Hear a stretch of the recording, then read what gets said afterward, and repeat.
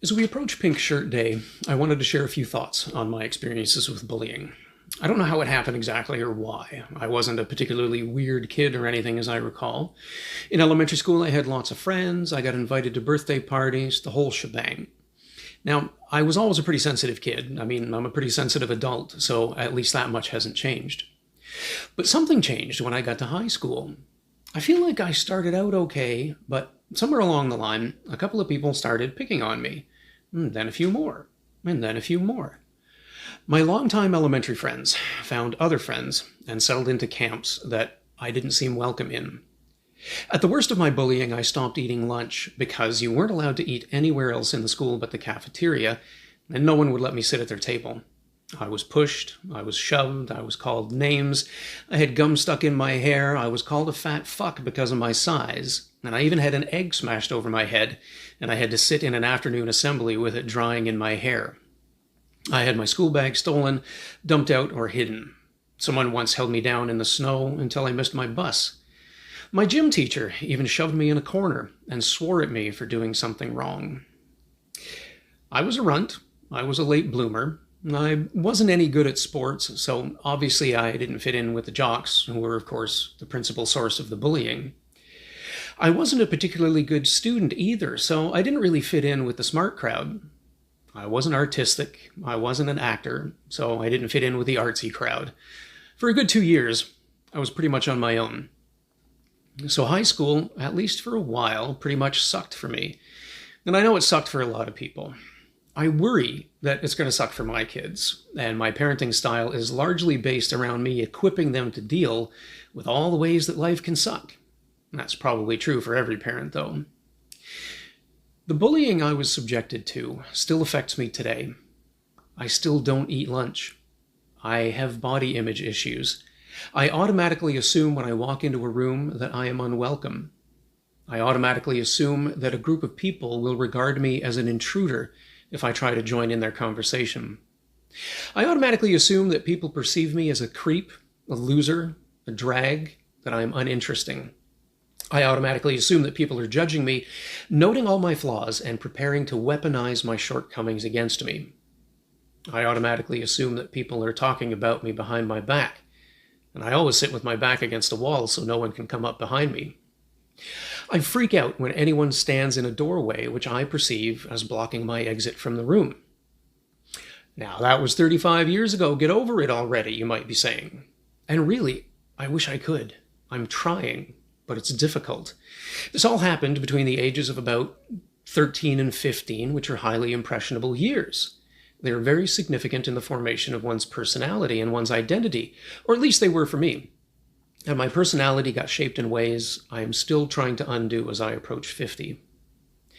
I feel fundamentally flawed, fundamentally different, fundamentally unworthy, fundamentally weird and awkward. These are feelings I never had before the bullying happened. My experiences with bullying taught me to feel those things, and I'm trying to teach myself to feel new things that do not come naturally to me. Feelings of self-acceptance and self-love, for example. But let me tell you, old feelings, thoughts, and habits die hard. As part of my healing journey, I have actually confronted some of my high school bullies. I don't know why, but I've added most of them to my social media feeds. Maybe it was in preparation for what I've been doing, who knows. But here's the funny thing. Most of them claim to not remember mistreating me. And you know what? I believe them. Look, we all know in theory that bullies don't feel good about themselves, that they have low self-esteem, that they likely come from unsupportive or unloving environments, etc., etc. We who have been bullied know that at least on paper, bullies are merely downloading their own inadequacies onto people they know can't or won't defend themselves, just as they can't or won't defend themselves from the people making them feel inadequate. But try explaining that to a 13-year-old who is struggling to fit in, struggling to be loved, to be accepted, to find his voice and find his place. On the one hand, the fact that some of my bullies can't remember what they did to me is somewhat reassuring. It would likely have been even more damaging if they had said to me years after, "We picked on you because you sucked, we hated you, and we still do to this day." I'm strangely reassured that it wasn't personal.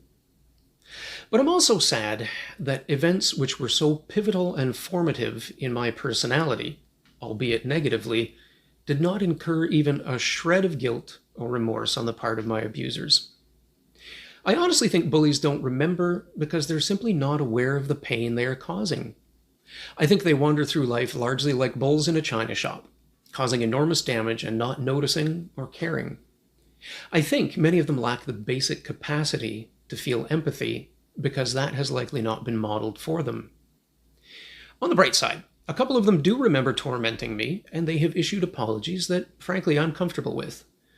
We have all changed since high school after all.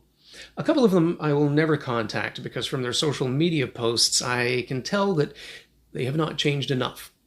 To approach them would likely be fruitless at best and would further re-traumatize me at worst. But I have reached out to a few people who did not bully me, and they've also affirmed that it did happen. Because if you've been bullied, you might ask yourself if it ever did happen, especially if your bullies claim to not remember abusing you. Maybe I took it all too personally, you might say. Maybe I imagined it or blew it out of proportion or misinterpreted what they did and said. You might say that. Maybe I'm just too sensitive and dramatic. You might also say that. Maybe it was all just youthful shenanigans. Nope. Totally happened. It's not you. Your memories are not false. It is not fake news. You were abused. I was abused. Bullying is abuse. End of story. You deserve peace, freedom, and closure. So there was a happy ending to all this. By the time I graduated high school, I had a great group of friends, and I ended up taking the best-looking girl in the whole school to prom. So it was really my version of a Cinderella story, I guess. I found a way to stand up. I discovered my voice and also a keen sense of humor. I could not fight back physically, but I found I could fight back verbally. The only thing I was ever really good at in high school was public speaking. I competed on stage every year and even won a few trophies for it. My speeches were basically comedy routines. I turned that sense of humor into a way to fight back, and I started making jokes about the cowardice of my bullies picking on someone who was half their size. That seemed to buy me some respect, and gradually, the bullying stopped. Now, I don't want to paint myself as a blameless, valiant warrior. I, in turn, used that sense of humor to mock people who didn't deserve to be mocked, and I used it to mock things that should not have been mocked. For that, I am sorry. And if anyone hearing this feels that I owe them an apology, I would urge them to get in touch with me, because I am willing to help your healing journey in any way that I can. I want to thank you for listening or watching.